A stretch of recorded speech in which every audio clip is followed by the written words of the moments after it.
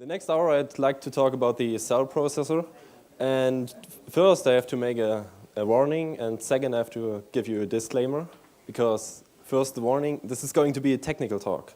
So everybody who's not expecting a technical talk and does not know what an assembler is, I think you won't enjoy it.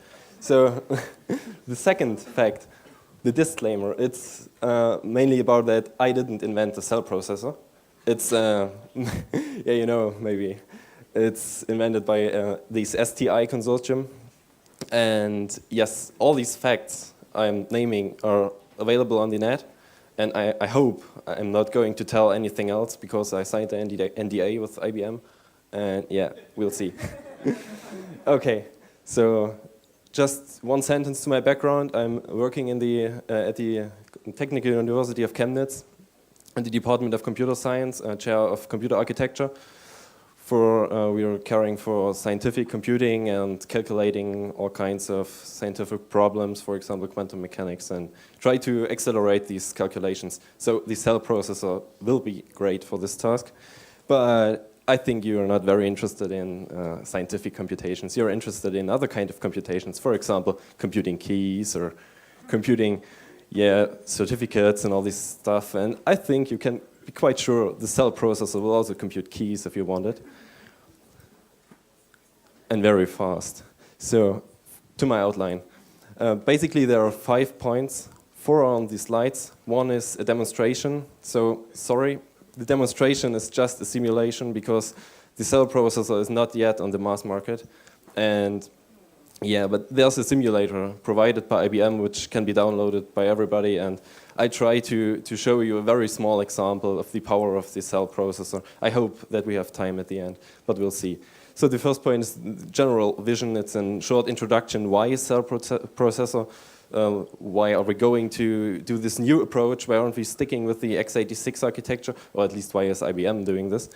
The second one is the whole part, the main part of my talk. It's the cell architecture. That's going to be hardware details and how you can leverage these hardware details for your specific task of maybe computing some keys or something. I don't know. The third point is very, very short one because the cell programming is basically up to you. So I can't tell you what you're doing with this cell, but I can tell you about the architecture, and you can experiment and program your own programs and run them on a simulator. And if you have the cell, then you can run them on the real cell.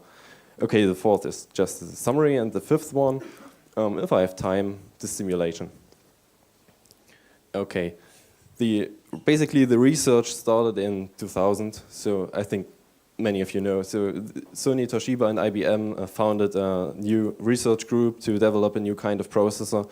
It's basically called STI, Sony, Toshiba, and IBM, this consortium. So every member of it brought something special. So Sony brought the PS2 architecture, which is also very interesting, but unfortunately supports only single precision calculation, and so for scientific calculations not very suitable because scientific calculations need double precision, you know. Toshiba has memory experience, and they're producing memory chips and these RAM bus, and they need chips for their TVs, for HDTV. If you've ever been to Japan, for example, everything is HDTV there, and it's very compute intensive, and so you need these chips, cheap new chips. IBM has technical knowledge in processor manufacturing. Of course, I don't have to tell you. They invented nearly everything through these out-of-order execution, this Tomasudo logic, so cache reuse, everything. Yes. Which wasn't invented by Cray. Yes. That's another thing. For example, it's also very interesting that the cell design or approach maybe is very old. It's by Cray. Okay, but it wasn't copied. They brought it to a new level. But I'll come to this later. Okay, but altogether they invested billions of dollars. That's really a big investment. They made a totally new research facility and built up everything from scratch. And yeah, they wanted to propose a high throughput multi-purpose processor. High throughput because of this new multimedia design. So everybody wants to support multimedia, this HDTV and all this stuff. And for, of course, video games. So that's also things where you need very high throughput. Yep. And you have several problems with current architectures to support these high throughput. Yeah. This is, for example, the memory latency bandwidth gap of the von Neumann principle. It's a very huge problem. You can't get around it. You just have to invent a new architecture to get around it. And that's basically this thing. You have this instruction latency gap, which is very funny because an instruction just gets into the processor and needs very long time to be actually processed because you have all this control logic which cares for your out of order execution and this Tomasulo logic inside the processor for reordering the single instructions, for getting them faster or finding some parallelism in inside these instructions. That's mainly about this out of order execution. They try to find parallelism for in the instructions to compute them in parallel. But this adds an instruction latency because the throughput is higher. It's basically much higher, but the latency is also higher. So a single instruction needs more clock cycles to get through the whole processor. Yeah, and then the old-fashioned x86 architectures is going to be a problem itself. For example, just remember the A20 gate. Yeah, I don't need to add anything else. Then we have this implicit mem hierarchy. That's also very interesting. Is it a problem or not? It was designed to help. So it was designed to help programmers to get faster access to memory. To these, I'm talking of these layer 1 and layer 2 caches. But actually, now the programmers are designing for this implicit things. So you're trying to imagine what the hardware will do with your code, and you're optimizing for the specific hardware. So that's quite ugly. You could optimize if you have direct access to it. You could optimize in a better way. You don't have to optimize with several assumptions what it's going to do with my code and reordering. But yeah, basically we can discuss very long if it's a problem or not. So I had this discussion with my professor, and it took a very long time. Then we have the longest path. That's basically to determine how fast my processors can be clocked. So if my longest path, so the longest pipeline stage is very long, I have to reload. So we have to imagine that we have to reload every electrons to and from all these transistors into this longest path. And either we take a very huge voltage to put them through, but maybe it will burn, or we just introduce a longer pipeline, a deeper pipeline with very small pipeline stages, and we can shorten the longest path, basically. Yes, that's what Intel did, and we see it's not the best architecture, the NetBurst architecture with 20 pipeline stages. 30, okay. Maybe more, we don't know. And then that's the most important fact. What are we going to do with these millions of transistors we have every year, every 18 months, according to Moore's law, the number of transistors doubles. And so what are we going to do with these transistors? We can put more functionality and more functionality, but the problem is to put more, the CPU isn't getting faster with this more functionality. The CPU is just staying at the same speed. Maybe we can introduce more parallelism, but this is also limited. The instruction parallelism is limited. So this Tomasulo logic doesn't scale to infinite, and our problem is that we want to scale to infinite, but we can't do this on a very fine-grained level, so we have to go a level up. That's what I am going to tell you on the next slide, I guess. What can we do? Or what did we do until now with all these transistors? Because Moore's law basically has been there since a couple of decades.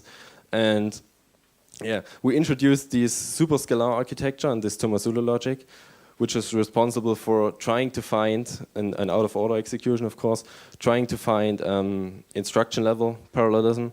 This is called ILP, or the buzzword. And yes, trying to leverage it to increase the overall throughput of my CPU. So I think everybody's doing this today. It's done by Intel, it's done by AMD, and of course IBM. And yeah, the second point was to introduce speculative execution, so that we have two branches. Just try to take. I think you all know about this. I'm just going to repeat it, very short. Two branches, take both and just discard any calculations done in the wrong branch when we know the branch decision. So we have hyper and deep pipelining. That's also very interesting. So just two pipelines, and these pipelines are processed in parallel. It's just another kind of parallelism. What we see, it's basically about parallelism. Everybody tries to find parallelism, but the processor is on a very, very, very low level. So the processor sees only the single instructions, and the single instructions, he has to find the parallelism inside these single instructions, and that's going to be a problem, because, as I told you, that's limited. If you're usually programming, you can do 5, 6 instructions in parallel, but a normal code doesn't allow this. And as fourth, we introduced virtual memory and caches. That's what I mentioned in the slide before. And now we're going to see, did it pay off? Did it help us to improve the overall speed of a CPU? Yeah, I have to say partially, because the first thing we reached was high throughput and high clock speed. Very easy, introducing pipelining. Pipelining is also a concept of parallelizing some architecture. So you basically have more than one pipeline stage, and they're just computing in parallel and just processing it. So we shorten the longest path because we just divide it by n for n pipeline stages. To say very easy, it's more complicated, of course. And we need buffers between these pipeline stages. Yeah, that's going to cost us transistors. So to introduce this new technology, we have to invest transistors.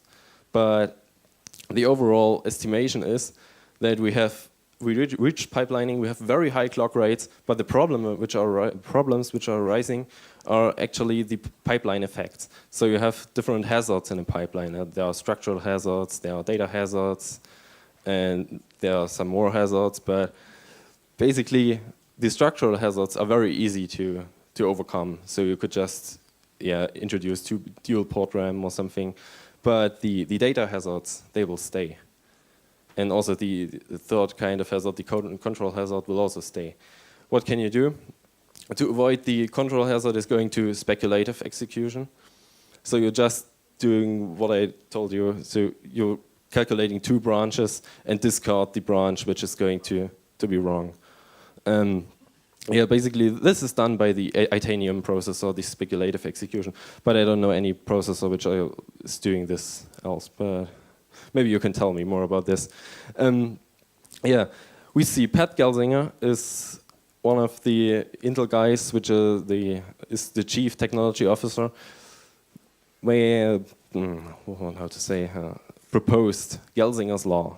Gelsinger's law basically says that the doubling the amount of transistors is actually increasing the performance only by 1.4. So just check Google for Gelsinger's law and you will find this. I think that's a kind of unofficial, but it really says what I'm going to tell you. So we can double the transistors, we can introduce more and more logic, but we won't find more parallelism in the code. The code is as it is, and so this parallelism isn't there. And what are the processor guys going to do? Just move it up. So we are building a processor. We don't find any parallelism in the code. Just let's move the problem to the programmer. Let's let the programmer think about parallelism and trying to parallelize things. And that's what they're actually doing today. So they're introducing multi-core. Everybody knows if I have a multi-core, my computer doesn't get any faster. It just has 2 cores, 2 processors. And I have to care of it to make it faster. I have to program parallel codes, or okay, I can run 2 programs, but that's a very stupid approach. I have to parallelize my code to make it run faster, and I have to find it. So they just moved the problem up to me. But the